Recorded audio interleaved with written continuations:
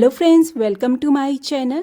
अगर आप बिगनर्स हैं और आपको सिलाई बिल्कुल भी नहीं आती है तो भी इन सारे डिजाइनों को आप इजीली रेडी कर सकती हैं। आज हम आपके लिए ऐसा नेक डिजाइन लाए हैं क्योंकि हमारे चैनल पे फ्रेंड्स सिलाई और डिजाइन दोनों एक साथ सिखाई जाती है, जिससे आप मिनटों में अपने मनपसंद का डिजाइन इजीली रेडी कर सकती हैं। एक बात और फ्रेंड्स, आजकल लहंगा बनाने का ट्रेंड बहुत ज़्यादा चल रहा है, तो क्या आप भी न्यू पैटर्न में कुछ अलग तरीके का लहंगा बनाना चाहती हैं तो हमें कमेंट में ज़रूर बताइएगा। अगर आप कमेंट करेंगी तो इस टॉपिक से रिलेटेड मैं जल्द ही वीडियो बनाकर यूट्यूब पर अपलोड करूँगी।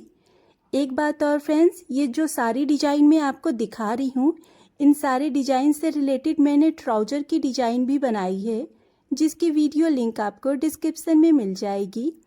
इसी के साथ हम मिलते हैं आपको नेक्स्ट वीडियो में एक नए डिज़ाइन के साथ। Thanks for watching my video.